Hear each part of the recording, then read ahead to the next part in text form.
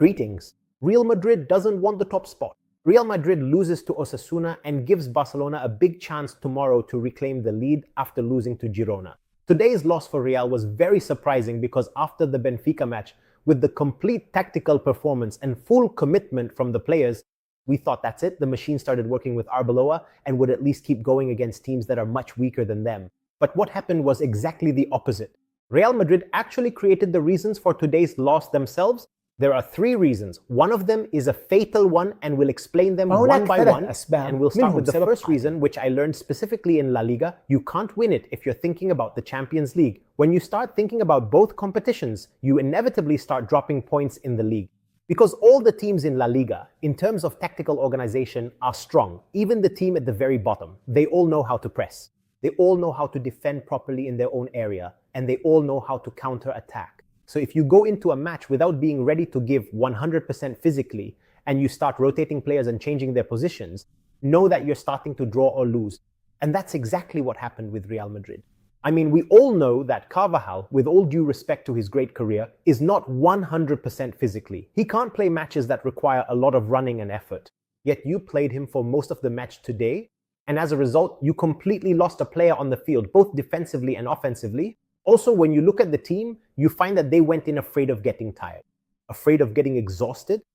And so once again, you allow Osasuna to outplay you physically. So the natural result is that they can reach your goal, start to figure out how to play against you, and eventually beat you. That's the first reason. As for the second reason, which to me is the decisive one, is that you go into the match without any sense of urgency. You don't care about winning. If you want to win La Liga, you have to go in decisive, aiming for victory, especially when you're playing away from home. Going in without urgency means you're playing away from home. And lacking urgency means you've lost the most important advantage big teams have over smaller ones. The advantage of fear, the advantage of intimidation. Because when they see you're not in a hurry and you give them the ball and let them run, in fact, you let them control possession, they get encouraged. They start to think there's hope, that they have a chance, that they're capable of winning. Even if you come back and equalize like today, what will they say? We already took the lead against them once. Let's take the lead again. So they keep trying just like they did today. And they win just like they did today. So hesitating to go for the win away from home against a team weaker than you cancels out your most important advantage. Fear and apprehension. And we saw this today. We saw it clearly today. Honestly, and this is also one of the mistakes that I consider to be very important. In fact, it is the main mistake in today's match. I have no problem with the team playing offensively based on its individual quality as long as it defends well. And in fact, it does defend well. The players are making good defensive sacrifices regardless of the fact that they lost. So I have no problem with playing based on individual quality. For example, Valverde turns into Messi, dribbles past 3 or 4 players, crosses the ball, and Junior scores. I really have no problem with any of that. I consider this completely normal at Real Madrid because that's the club's culture. So I have no issue with this, and I don't consider it a mistake. Even though Arbeloa came out and said we need to play better, but he continued and said we need to play with more passion. And this fits with the second reason I mentioned. The team came in not excited, not in a hurry. As for the third mistake, it's a complete neglect of the right side, which keeps happening with Arbeloa. You're basically eliminating a third of the field entirely. Even when Arnold comes on, we don't see his role clearly. You're playing a lot on the left and through the center in a way that completely cancels out a third of the field. You still had a substitution left. Why not bring Stanton on, man? See what happens. Neglecting the right third like this is deadly and honestly a big problem for Real Madrid. I mean, with this mistake, who was I supposed to compare? The third mistake I'm talking about is either the right flank or not using all the substitutions. And both keep happening in every Real Madrid match. But I see that neglecting the right side is a huge risk and a big mistake because you played too much on the left side with Junior.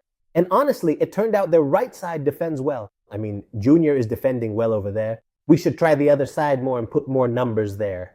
We've seen this happen in many matches with Arbeloa, and it's also one of the fatal mistakes. In short, so far Arbeloa is still in the league race and could qualify ahead of Benfica. And logically, that means in the end he qualifies ahead of Benfica. But the number of losses he's having could, by the end of the season, lead to his departure even if he wins the league. Because Real Madrid has done it before. They did it with Jankauskas and with Capello. It's normal. Real Madrid has no problem letting you go if they see that you won the league not because you truly deserved it, but simply because Barcelona is dropping points due to their poor defense.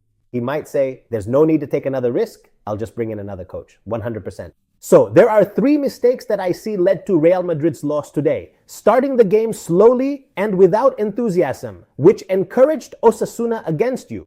Thinking too much about Benfica, which made you actually start playing only after the 60th minute, and third, completely neglecting the right flank during the match. And if you want a 4th additional mistake, try your luck with substitutions, man. You still have a substitution with Real Madrid. It's not just about the substitutions. You don't always have to replace a player with another just because one is playing badly. Sometimes a player becomes ineffective on the field, like Carvajal, for example. Put Fran Garcia in and see what happens. Put your lineup in and see what happens. Substitutions don't always have to be about taking out the bad player and bringing in the good one. Sometimes it's different. It's normal for a good player to go out and a new player to come in. It's not set in stone. This is simply football. But today, Arbeloa didn't really get that. We've reached the end of this video. I hope you subscribe to the channel and leave your opinion on the video. And I was with you, Mohammed Awad, available on all social media platforms. Peace be upon you and God's mercy and blessings.